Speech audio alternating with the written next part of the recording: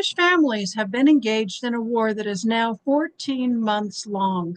Men in the reserves have left their families to fight, leaving moms alone to support and take care of the children. Sirens go off frequently in the Galilee, and families have to run to bomb shelters to take cover. How are Jewish families in Judea and Samaria doing in this war? How can we support and pray for them? Joining me today is Shmuel Yunger, Director of Christian Friends of Israeli Communities. Our prayer target today on day 2 of Hanukkah is to pray for Jewish communities in Judea and Samaria.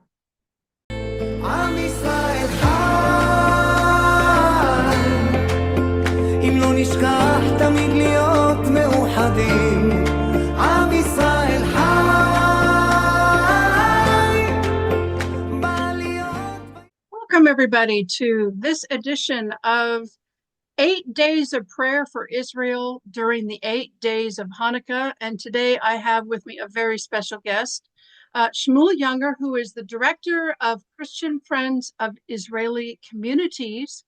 And today is day 2, December 27th of Hanukkah.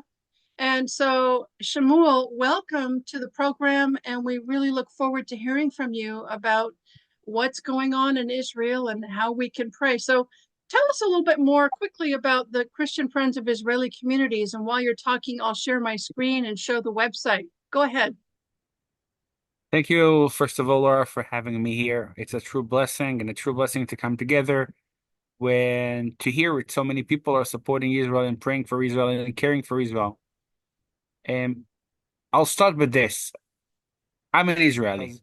I think we're the only people that are Jewish Israelis who live in the land, who are Israeli by definition. And with all of that to say is that we are in a process that's been around for 25 years of Christians realizing around the world the importance of supporting Israel, and more importantly, the importance of supporting Judea and Samaria, because as you can see on our website, we are the biblical heartland of Israel. We are the communities where the story of the Bible connects us all. You know, seemingly when you're talking about connection with Christians and Jews, we understand that the Bible is one of the biggest common connectors we have. And when you open the Bible, right, and when you read about scriptures that talk about the promise of the land to Abraham, and where the whole story of the Jewish nation starts, it happened here behind me on those mountains of Judea and Samaria. And today, living in Judea and Samaria, more than 500,000 Jewish people in dozens of communities. And that's what we do. We are fulfilling a prophecy that generations waited to see. When you read the Bible, when you read about the prophecies about the returning to the land, this is the land. And as you all know, living in Judea and Samaria, it's on the news all the time because this is where, unfortunately, our neighbors don't want us around us. So Palestinians who live in this region, some people call it the West Bank, some people call us the occupied territories. And to say that we have a lot of challenges of living here. And this is where our Christian friends come together and say, we want to be part of it. We want to be part of this story of the redemption of the nation and the returning to the homeland and the biblical heartland of Israel.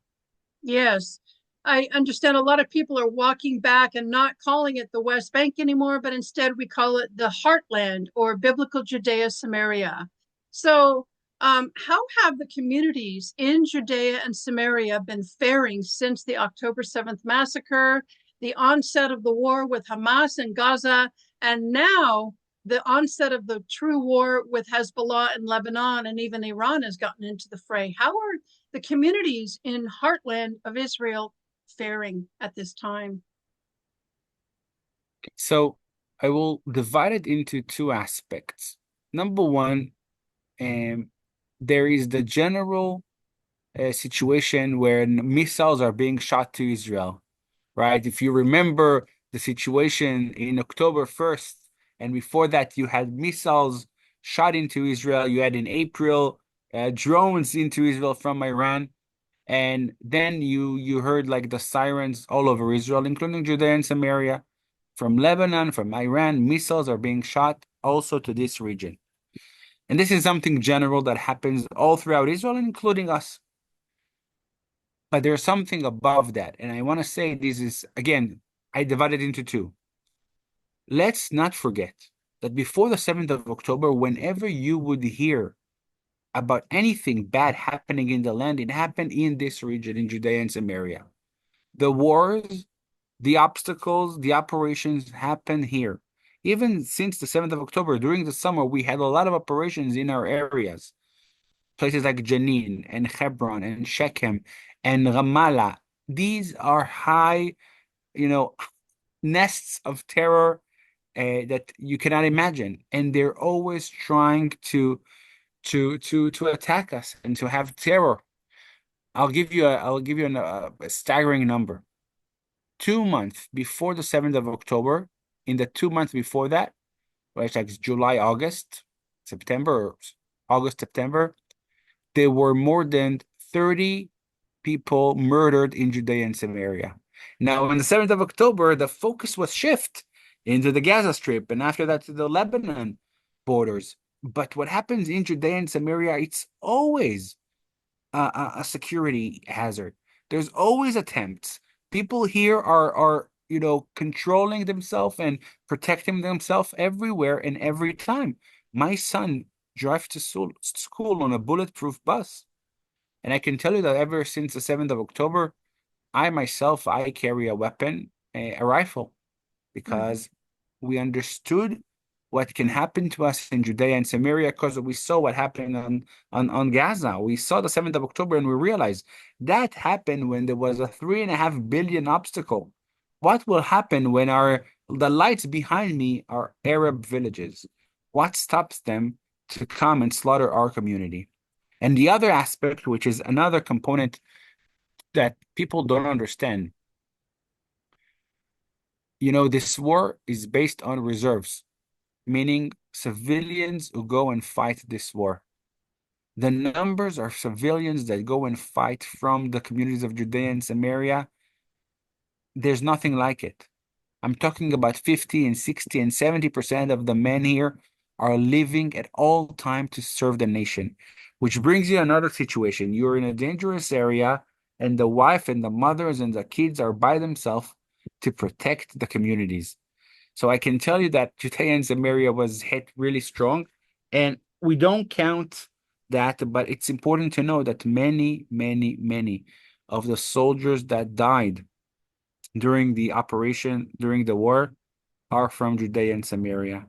If Yes. you will check the numbers, it's in much higher ratio than any other region in Israel. The people here are idealistic, are strong, they have faith, and they're going to be in the front line of people fighting, and therefore, unfortunately, they're going to be in the front for people falling. It's interesting that you bring out that fact that a high proportion of the soldiers that are fighting the war and who have fallen in the war are from Judea and Samaria. And I have a thought about that. I think it's because we have a lot of concentration of Jewish Zionists that live in biblical Judea and Samaria. And that's another area that we have in common besides the Bible, is that we have Christian Zionists and we have Jewish Zionists. And what do I mean by the word Zionist? The word Zionist, what I mean by that word is it's the idea that you believe that the land that God made as a covenant promise to Abraham and to his descendants, the land of Israel, the promised land, belongs to the Jewish people, and then that covenant is everlasting and eternal and forever, and that the Jews have a right and a place in Israel where they can live safely and peaceably. And so when you believe that, that brings Jewish Zionists and Christian Zionists together. So, one last question before we pray, and that is, how can we as Christians be a support to the precious Jewish families that are living in Judea and Samaria? If you could share your thoughts on that, please. So it's in our website, CFOIC. It's been around for 25 years, and we've been helping communities, dozens of different communities in Judea and Samaria. And I think there are like five different streams of helping. Number one, I'm talking about like what somebody can do. Number one is, you can host a meeting. You can bring your pastor and tell him we want to have a speaker from Israel telling a story of Judea and Samaria, because it's important to know while we're talking about Israel, general Israel is a very easy thing to explain. Why do you need to support Judea and Samaria? It's a bit harder. So that's what we do. We travel around and we try to explain and tell our story. And if you're going to write us an email and say our church wants to host a meeting like that, we're going to be everywhere, and we are everywhere. And we have people, communicating for us, and that's working great. You can share, the knowledge we send. If you're subscribing to our newsletter, I really am genuinely think that we are very unique in that we give a perspective of locals. We're not visitors. We're not tourists. We live here. Okay. We are in it in all the communities. This is our home base. And we give the perspective of somebody who lives here. And of course, there's another component is you can come and visit. I know it Yes. sounds crazy at this time, there's war, but it's gonna be better. And hopefully we're gonna have tours again. There's a tour that we're organizing in March. I hope it's gonna work, a solidarity tour, and people can come and visit and see the way we live. And the last thing is you can support financially. If your heart says so, there's many ways to help the brave settlers, or we can call it modern day pioneers who live in the area. If it's security issues, if it's for children, of youth in risk, if it's older people, if just helping with so many needs that we have. And thank God there's more needs than ever. Because think about it for a second. When all the focus goes to the north and the south, who is going to be neglected? Communities in Judea and Samaria. Yes. So the Right in the need middle. is big and the demand is big, and we are doing everything possible, and we're trying and we're doing a lot of amazing work in the land. Thank God we're trying to do a lot. We're achieving it, and thank God for that. Heartland. And can you offer up a prayer for the communities in Judea and Samaria?